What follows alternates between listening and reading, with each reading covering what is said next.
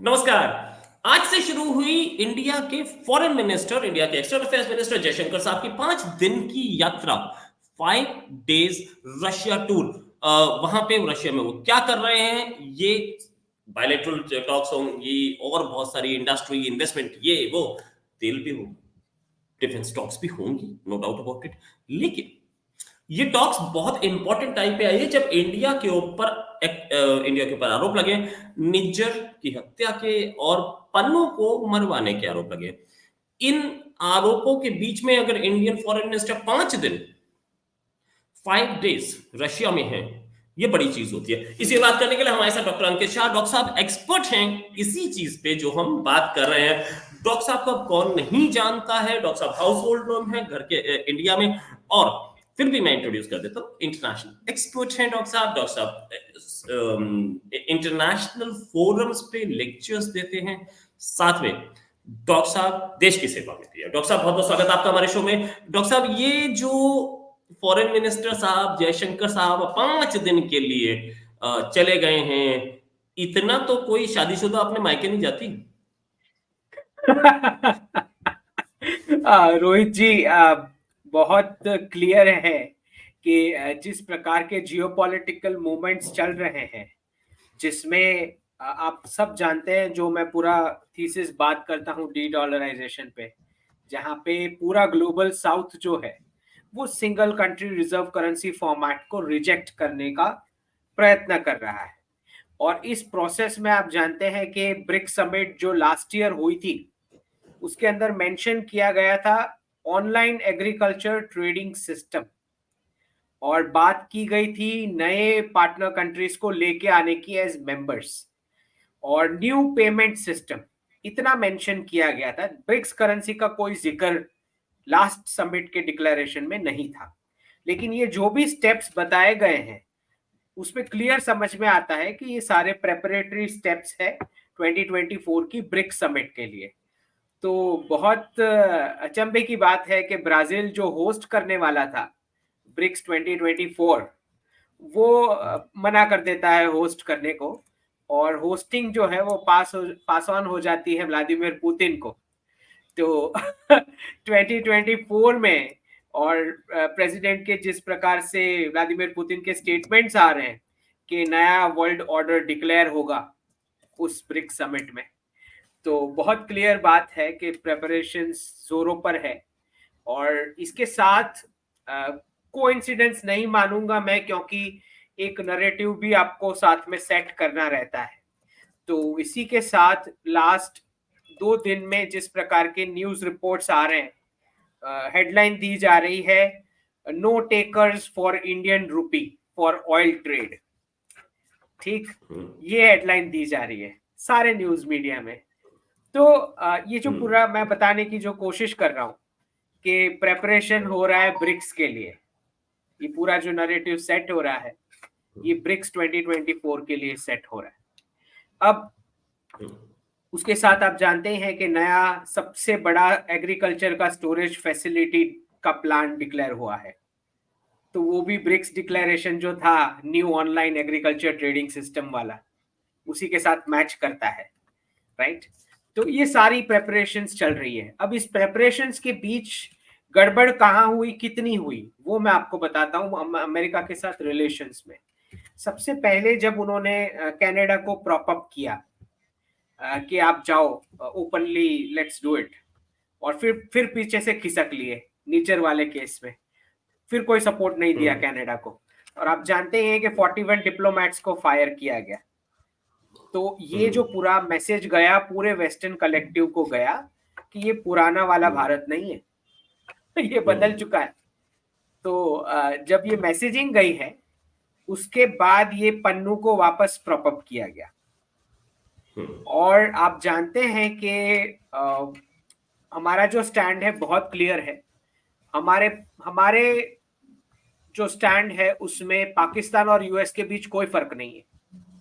मतलब टेररिस्ट कोई भी रखे, चाहे आप सुपर पावर मानते हो, अपने आप को ग्लोबल पावर स्टेटस मानते हो, अगर आपने हमारे टेररिस्ट को होस्ट करके रखा है, उसको नर्चर कर रहे हो या उसको सपोर्ट कर रहे हो, तो जीरो टॉलरेंस का हमारा जो स्टैंड है वो बहुत क्लियर है। तो ये जो बदमाशी हुई, जिसमें वर्बल इनवाइट दिया गया था प्रेसिडेंट बाइडेन को रिपब्लिक डे समिट का, उसके बाद इन्होंने ऑफिशियली ये रेस किया पन्नू वाला। उनको लगा कि ऐसा तो वो लोग सब कंट्रीज के साथ करते ही आए हैं, तो कभी कोई रिएक्शन होता ही नहीं है। उनको लगा भारत के साथ भी चल जाएगा। लेकिन अगर वर्बल इनविटेशन दिया था और बाद में कुछ भी फॉलो अप नहीं हुआ है, तो इसका मतलब है कि आपको समझ जाना चाहिए था कि आपने गलती करी है पन्नू का मैटर ओपन करके बीच वाले पीरियड में। अब बात क्लियर है कि जब भी अमेरिका ऐतराज उठाएगा, जैसे S-400 पे हमको बार बार बताया गया आपके ऊपर सैंक्शन डालेंगे, वो अकेले अकेले ही डिस्कस कर रहे हैं उन्हीं के स्टेट डिपार्टमेंट और व्हाइट हाउस और हर जगह कि अच्छा वेवर के लिए क्या क्या लगेगा, वेवर देंगे नहीं देंगे, वो खुद ही अकेले अकेले डिस्कस किए जा रहे हैं। यहाँ पे कोई इंटरेस्टेड भी नहीं था कि आप वेवर दे रहे हो नहीं दे रहे हो कि क्या कर रहे हो, राइट। तो ये जो पूरा सर्कस है इनका, जो ये सिंबलिज्म है उस बात का कि अब वो स्टेटस नहीं रहा है, और ये लास्ट बिकरिंग चल रही है उसी बात की।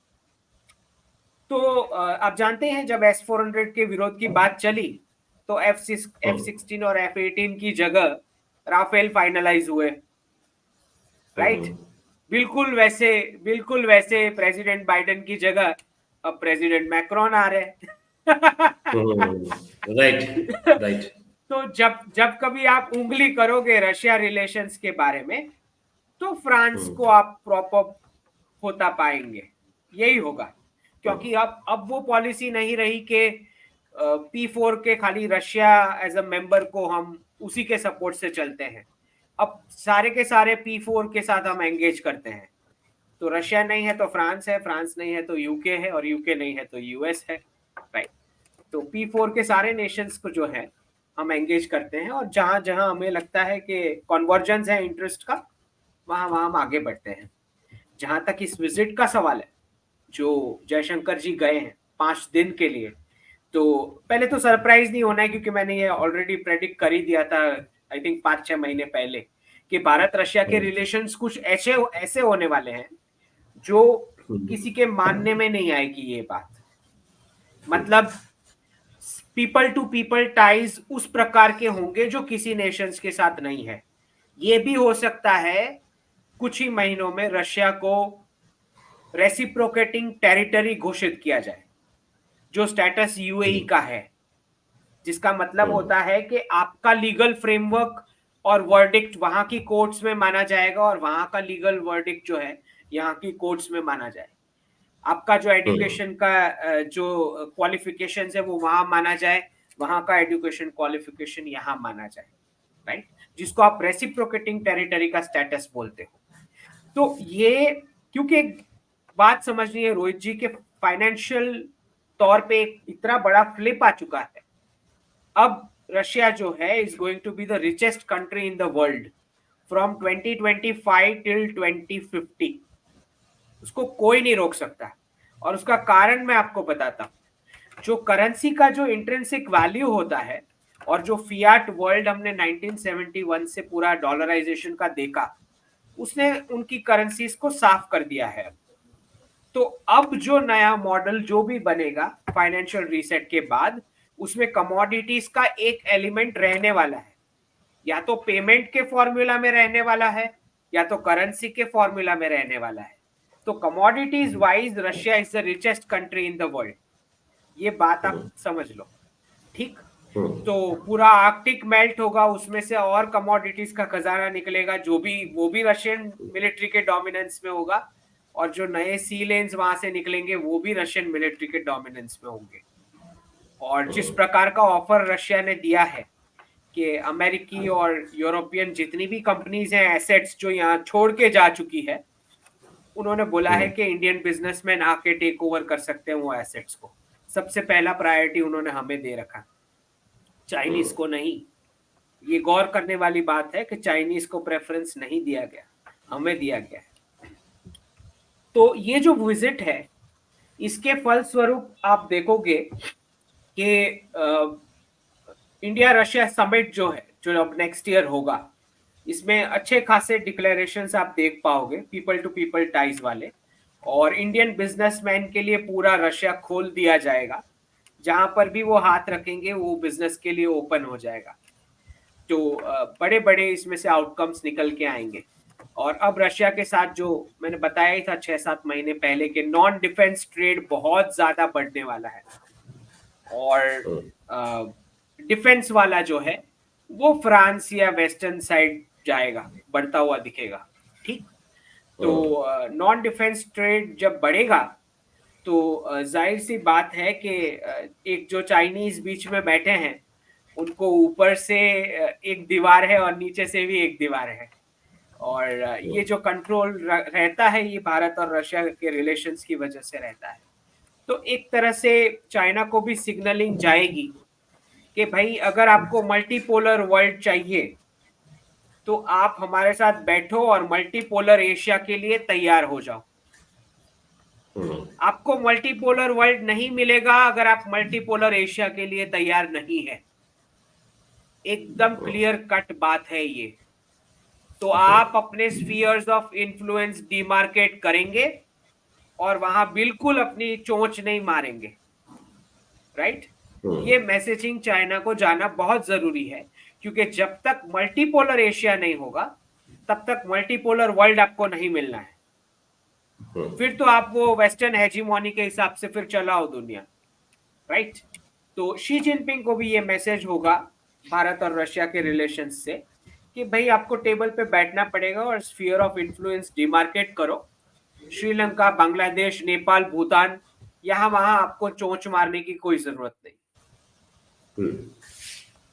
देखिए डॉक्टर साहब, ये मल्टीपोलर वर्ल्ड और इंडिया रशिया रिलेशंस, ये एक तरफ तो अमेरिका के लिए खतरा है या प्रॉब्लम, खतरा ना बोलूं तो अच्छा है, प्रॉब्लम है।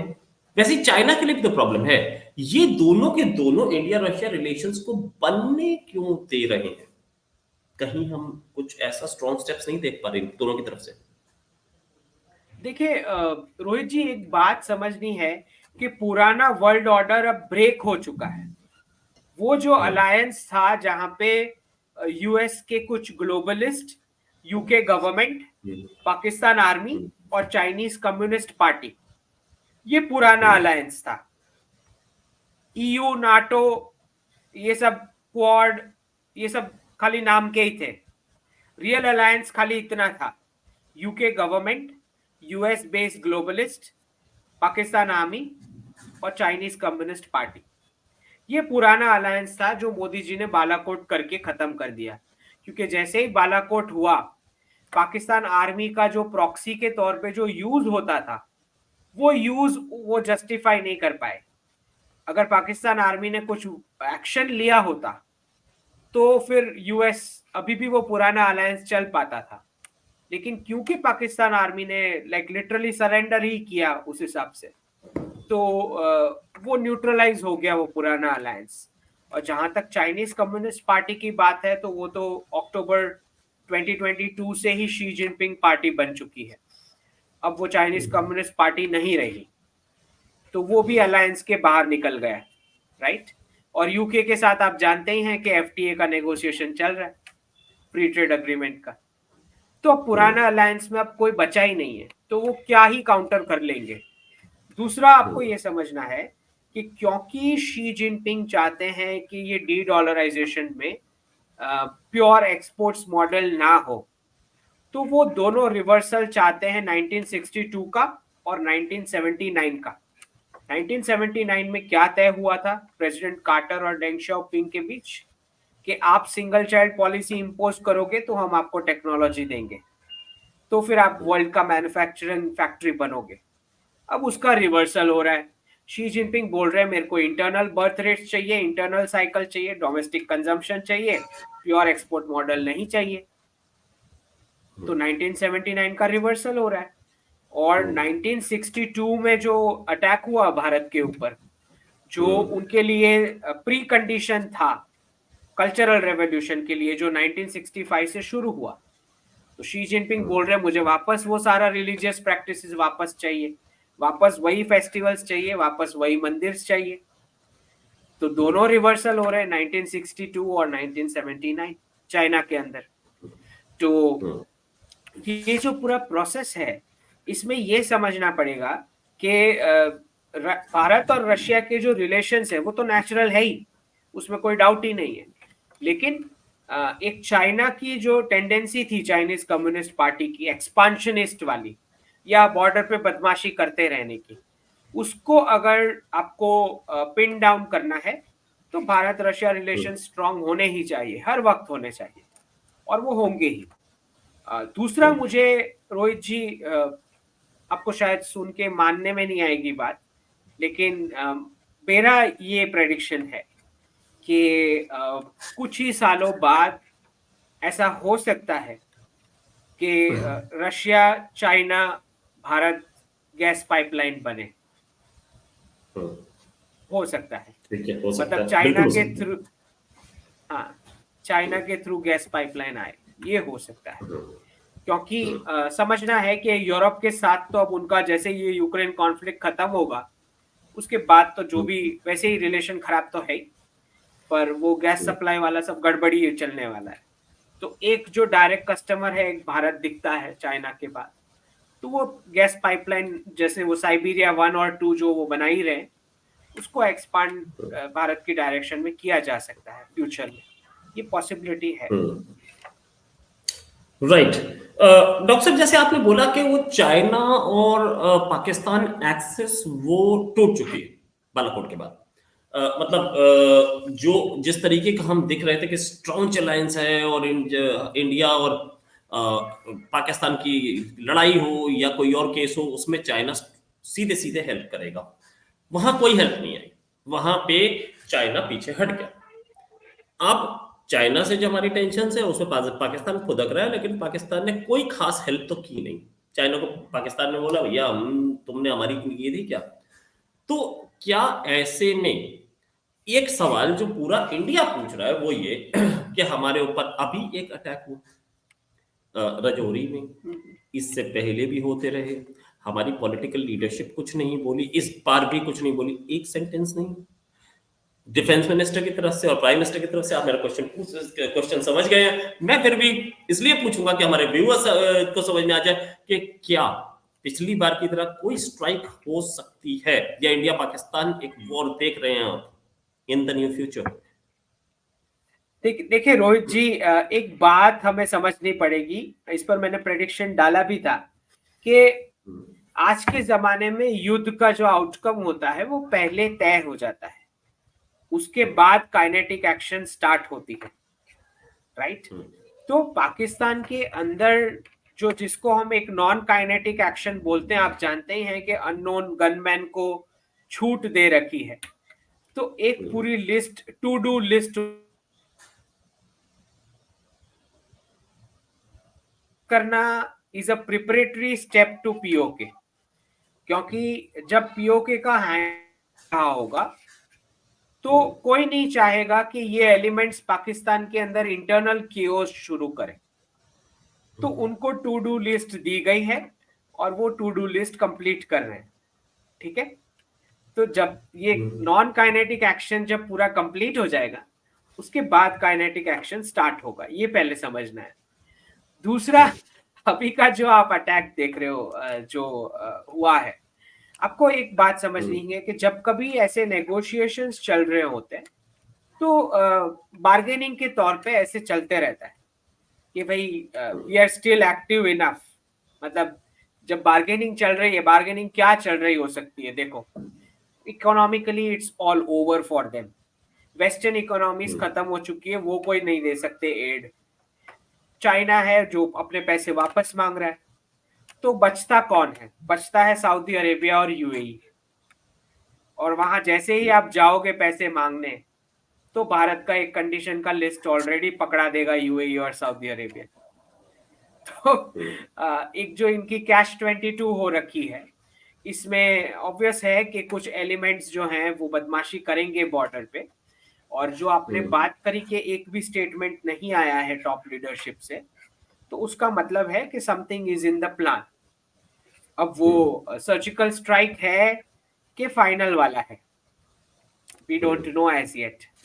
पर जहां तक मेरी समझ आती है कि अब बहुत हो चुका है अब ये छोटा मोटा खेल खेलना, फ्रैंकली स्पीकिंग। अब जो है फाइनल करो और लेट्स क्लोज इट, मतलब इसको और क्या कितना खींचोगे आप।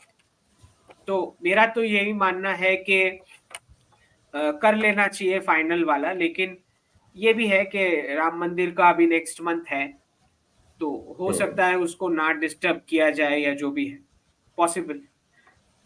बट हो मेरा ये सकता है ना क्लियर, डिस्टर्ब किया जाए। हम्म। हाँ, तो मेरा मेरा ये मानना है कि अब तो फाइनल वाला हो ही जाना चाहिए। मतलब इसको आप कितना खींचोगे, हाउ डॉक्टर लॉन्ग। साहब सही आप बोल रहे हैं डॉक्टर साहब, ठीक है। आप एक्चुअली एक बात है, एक एनालिस्ट को लोगों की पल्स पता होनी चाहिए, और आपको पता है, इसमें कोई शक नहीं।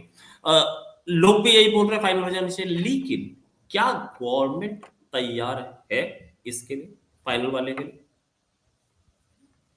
थिंक बहुत क्लियर है। अमित शाह जी सदन में बोल चुके हैं फ्लोर पे इतनी बार, जयशंकर जी बोल चुके हैं इतनी बार, पीएमओ डेजिग्नेट वो हैं उनका भी आ चुका है इतनी बार। तो आई डोंट थिंक के गवर्नमेंट पॉलिटिकल डिसीजन मेकिंग का कोई ये नहीं लगता है मुझे। पर ये है जो मैंने बोला कि विद इन पाकिस्तान जो रिस्पॉन्स सेट करना है, राइट, क्योंकि सब कोई चाहेगा कि मिनिमम लॉस ऑफ लाइफ में ये कंप्लीट हो, कोई भी ऐसा ही चाहेगा, राइट, सादा सी बात है। तो उसके लिए जो पाकिस्तान से इंटरनल रिस्पॉन्स आना चाहिए जब ये हो रहा होगा, उसको मुझे लगता है कि फिक्स करने की कोशिश में जो टाइम लग रहा होगा वो लग रहा है। वरना मेरा ये मानना है कि अगर बिपिन रावत होते तो ये कंप्लीट हो चुका होता अभी तक, राइट। राइट डॉक्टर साहब, बिपिन रावत तो मतलब जनरल बिपिन रावत तो इस चीज के लिए तैयारी ही कर रहे थे। थ्री थ्री 2.5 फ्रंट वॉर उन्होंने ही बताई थी, जो आज तक सबको याद है कि हमें लड़ना कैसे है। और उन्होंने ये भी बताया था, थिएटर कमांड पे उनका बड़ा फोकस था।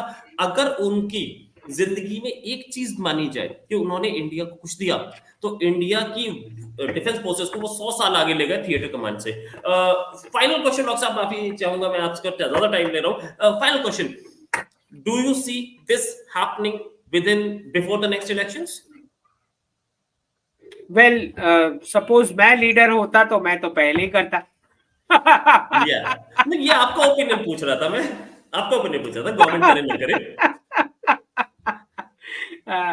See, timing, I don't think it's a matter of timing. It is more about कि आप फ्रॉम विद इन पाकिस्तान कितना रिस्पॉन्स सेट कर सकते हो, क्योंकि आप जानते हैं कि अफगानिस्तान भी वो दुरंत लाइन मानता नहीं है, तो उस तरफ से भी प्रेशर तो है ही, right, other side of the border. दूसरा आपको ये समझना है कि नवाज शरीफ भी वापस आ चुके हैं, और उनके स्टेटमेंट्स तो आपने पढ़े ही होंगे कि क्या स्टेटमेंट्स आए हैं इंडिया के बारे में। डॉक्टर साहब, वो स्टेटमेंट्स किस काबिल हैं? स्टेटमेंट के 3 दिन बाद तो जोरी हो जाता है। नहीं, वो उसी हो सकता है उसी के रिएक्शन में हुआ हो, ये भी हो सकता है, हो सकता है। क्योंकि हर बार उनके पॉलिटिकल लीडर्स जब पॉजिटिव स्टेटमेंट देते हैं तो ये होता है, राइट। तो ठीक है, लास्ट बिकरिंग होगी, होती रहेगी, लेकिन अब तो जो है मुझे लगता है कि अब हमें सर्जिकल स्ट्राइक्स वाले चैप्टर क्लोज करके फाइनल वाला ही जो है कर लेना चाहिए। This is my understanding. हो सकता है राम मंदिर के बाद, क्योंकि कोई नहीं चाहता कि ये धार्मिक माहौल में हम वहां जाके उनकी बराबर से पिटाई करें। बट उसके सही बाद बात तो है। हो ही जानी चाहिए। अच्छा, रामायण, गीता, महाभारत तीनों युद्ध पर आधारित है, तीनों युद्ध पर आधारित है। और यही चीज अब आगे एक धर्म युद्ध हमारे सामने भी खड़ा है कि हमारे सैनिकों को जो मार रहा है, हमारे भाइयों को जो मार रहा है, उसको एक बार सबक देना है। थैंक्स अ लॉट डॉक्टर नहीं, साहब फॉर ज्वाइनिंग। बदला तो लिया जाएगा, बदला तो लिया जाएगा, वो तो गिन गिन के लिया जाएगा। Right, thanks a lot doctor for joining, nice interview. और आप टाइम कम निकाल पाते हैं? मैं भी आपका मतलब पूरे महीने में भी बेशर्म आदमी हूँ, पूरे महीने आपके पीछे पड़ा रहता हूँ, इंटरव्यू जरूर लेके छोड़ता हूँ। Thanks a lot for joining, उम्मीद है जल्दी ये डिस्कशन और करेंगे। अभी के लिए नमस्कार, धन्यवाद, जय हिंद। जय जय हिंद।